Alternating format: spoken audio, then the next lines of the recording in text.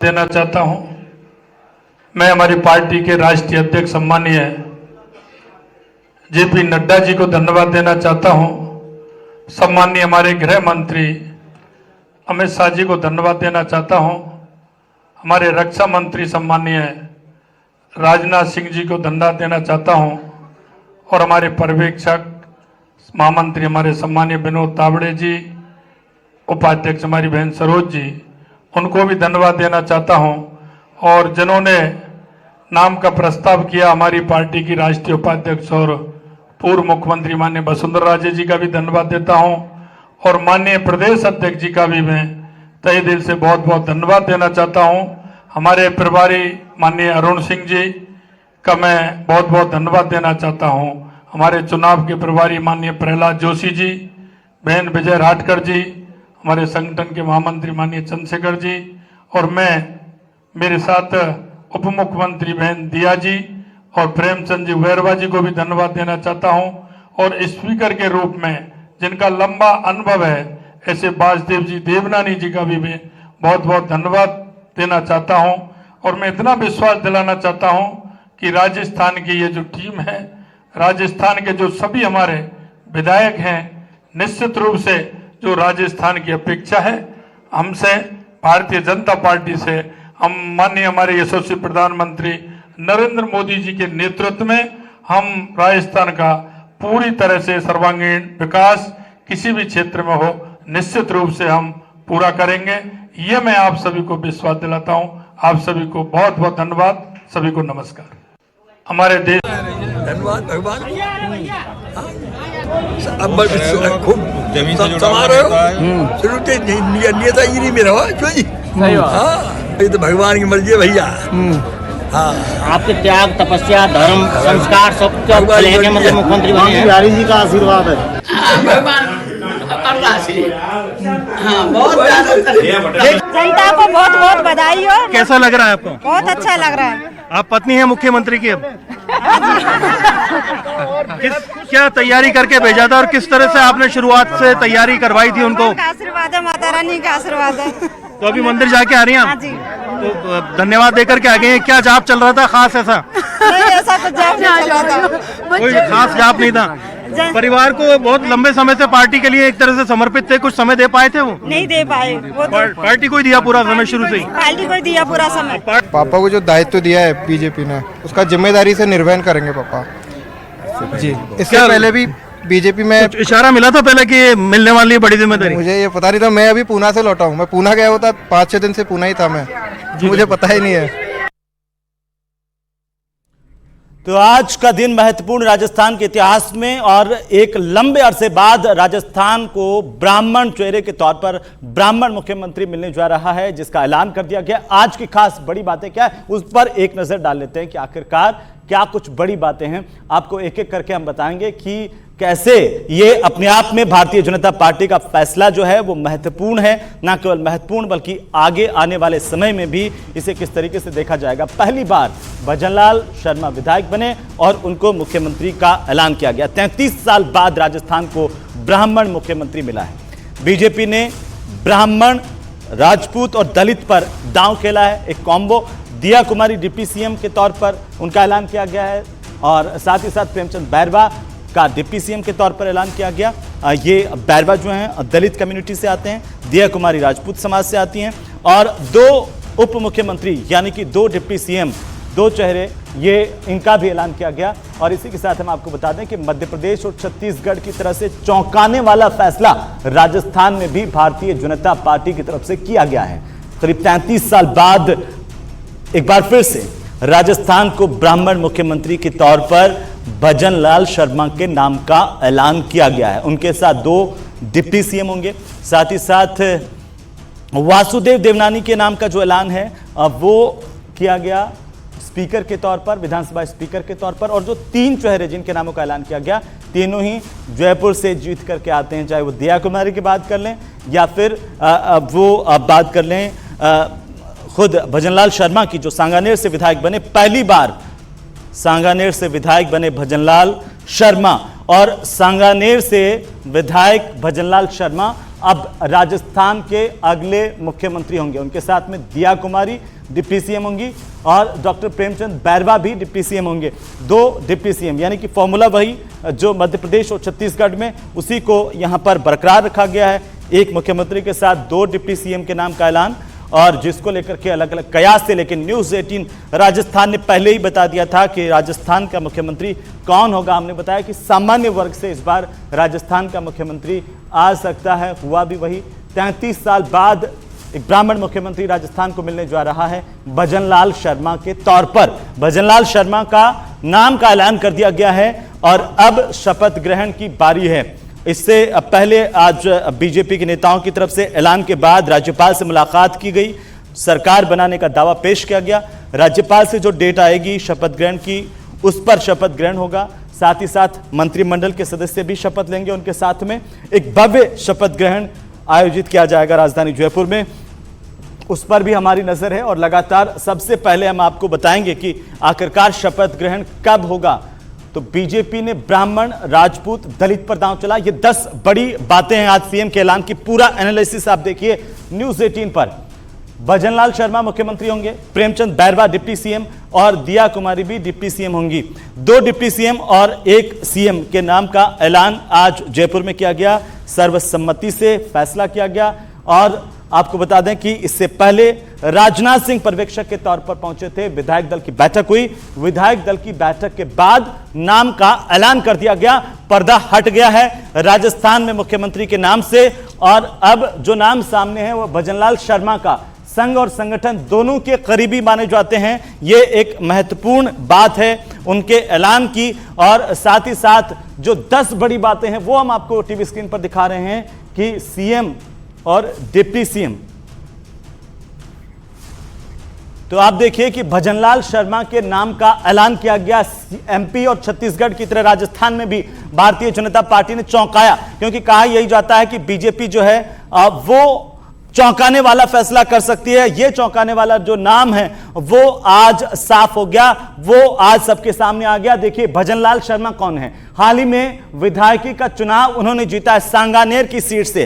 सांगानेर की सीट जिस पर घनश्याम तिवारी लंबे वक्त तक रहे, उसके बाद अशोक लाहोटी, और अब भजनलाल शर्मा वहां से नेतृत्व कर रहे हैं। उनको मौका मिला है प्रदेश की कमान संभालने का। भारतीय जनता पार्टी की तरफ से ऐलान कर दिया गया।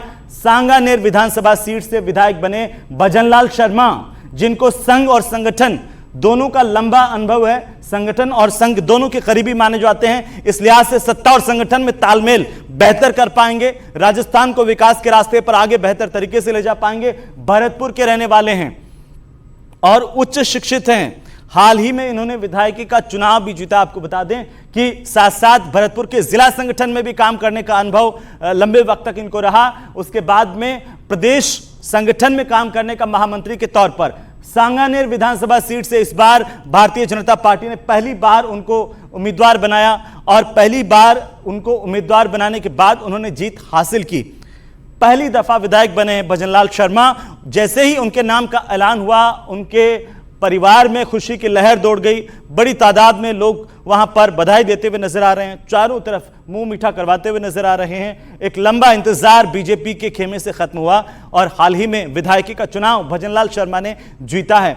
3 प्रदेशाध्यक्षों के साथ उनको काम करने का अनुभव है। महामंत्री के तौर पर लगातार वो प्रदेश के संगठन में सक्रिय रहे, और जब संगठन ने उनको कहा कि चुनाव लड़ना है सांगानेर सीट से, उसके बाद उन्होंने सांगानेर सीट से चुनाव लड़ा, जीता। और सांगानेर सीट जो है वो भारतीय जनता पार्टी की परंपरागत सीट मानी जाती है, क्योंकि लंबे वक्त तक घनश्याम तिवारी सांगानेर से जीतते आए, उसके बाद अशोक लाहोटी जीतते आए। लेकिन इस बार भजनलाल शर्मा को उतारा गया था। मूल रूप से भरतपुर के रहने वाले भजनलाल शर्मा अब राजस्थान के मुख्यमंत्री होंगे, ये साफ हो गया है। भारतीय जनता पार्टी की तरफ से विधायक दल की बैठक के बाद इसका ऐलान कर दिया गया। आपको बता दें कि हाल ही में इन्होंने सांगानेर से विधायकी का चुनाव जीता, पहली दफा विधायक। लेकिन संगठन का लंबा अनुभव भजनलाल शर्मा के पास है। उच्च शिक्षित हैं भजनलाल शर्मा। करीब 33 साल बाद राजस्थान को ब्राह्मण मुख्यमंत्री मिलने जा रहा है। उनके नाम का ऐलान हो गया, शपथ ग्रहण भी हो जाएगा। शपथ ग्रहण की तारीख जल्द हम आपको बताएंगे, लेकिन उससे पहले हम आपको बता दें कि भजनलाल शर्मा के नाम का ही ऐलान क्यों हुआ, क्योंकि भजनलाल शर्मा लगातार संगठन का उनको लंबा अनुभव है, उच्च शिक्षित हैं और उस बेल्ट से आते हैं, भरतपुर से आते हैं, जहां पर राजस्थान में कानून व्यवस्था को लेकर के लंबी लगातार पिछले 5 साल जो है भारतीय जनता पार्टी जो आरोप लगाती रही कांग्रेस की सरकार पर। अब सरकार बदल गई, जब बीजेपी की सरकार अब आई है, भजनलाल शर्मा मुख्यमंत्री होंगे। उनके साथ 2 डिप्टी सीएम के नाम का ऐलान भी किया गया। भजनलाल शर्मा को संगठन का लंबा अनुभव है, प्रदेश में महामंत्री के तौर पर 3 प्रदेशाध्यक्षों के साथ उन्होंने काम किया। इससे पहले जिला संगठन में वे काम कर चुके हैं और अखिल भारतीय विद्यार्थी परिषद से ही कॉलेज के दिनों से वे लगातार जुड़े छात्र संगठन में, और उसके बाद छात्र राजनीति की शुरुआत, और उसके बाद से एक लंबा वक्त भजनलाल शर्मा का संगठन का काम करते हुए ही बीता है। ये कहा जाता है कि बहुत कम वक्त पर वो सोते थे, लगातार संगठन से जैसा ही निर्देश मिलता था वे लगातार उस पर जुट जाते थे। और इस बात की तारीफ खुद अमित शाह ने की भरतपुर में कि किस तरीके से भजनलाल शर्मा संगठन के कामों को आगे रख देते एक सामान्य से कार्यकर्ता पर। और आपको बता दें कि न्यूज़ 18 राजस्थान ने एक दिन पहले ही आपको बता दिया था कि आखिर राजस्थान का सीएम कौन होगा, यानी कि न्यूज़ 18 राजस्थान ने यह भी बताया था कि सांगानेर से जीते भजनलाल शर्मा इस बार मुख्यमंत्री हो सकते हैं। यह भी बताया था कि सामान्य वर्ग से आने वाला चेहरा मुख्यमंत्री की कमान इस बार संभालेगा। हुआ भी वही, न्यूज़ 18 राजस्थान की खबर पर एक बार फिर से मुहर लगी है। चर्चा ये चल रही है कि छत्तीसगढ़ में इन्होंने एक आदिवासी को बनाया, मध्य प्रदेश में ओबीसी से बनाया, तो क्या राजस्थान में सामान्य वर्ग से सीएम हो सकता है क्या? एक मैं जानकारियां देना चाहूँगा कि कुछ दिन पहले रिजल्ट्स के बाद में सीपी जोशी जो प्रदेश अध्यक्ष हैं बीजेपी के, उन्होंने जयपुर के एक सामान्य सीट से जो विधायक हैं उनसे मुलाकात की थी अलग, वो बिल्कुल आउट ऑफ द कॉन्टेक्स्ट मुलाकात थी। तो उसको लेकर के ये कयास भी लगाए जा रहे थे कि क्या उनको ये जिम्मेदारी दी जा सकती है।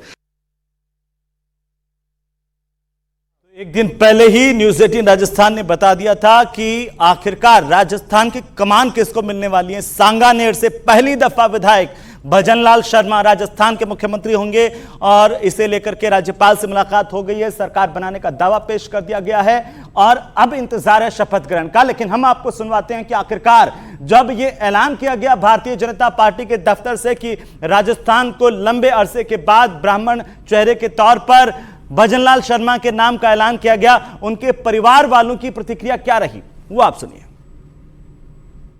क्या उम्मीद थी आपको कि आपके बेटे एक दिन मुख्यमंत्री बनेंगे? देखिए खुशियों के जो आंसू हैं वो नजर आ रहे हैं, आपके बेटे मुख्यमंत्री बने हैं। बहुत बढ़िया है भजन में आज फोटो कन्हैया को बेटा भजन कर रहे भगवान की धरती माता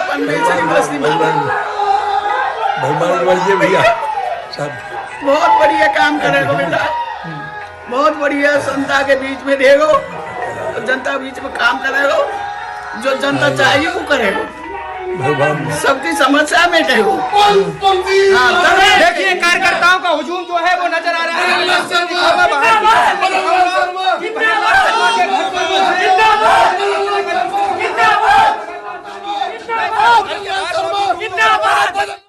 तो आखिर सीएम के नाम से पर्दा उठ गया, संशय खत्म हो गया, तमाम तरह के कयास जो है उन पर पटाक्षेप हो गया। सीधे हम रुक कर लेते हैं बाबूलाल दायल का, हमारे सहयोगी लगातार नजर बनाए हुए हैं। बाबूलाल, अब तो सवाल यह है कि आखिरकार कब होगा शपथ ग्रहण और क्या बीजेपी ने ब्राह्मण राजपूत दलित का फॉर्मूला निकाल लिया?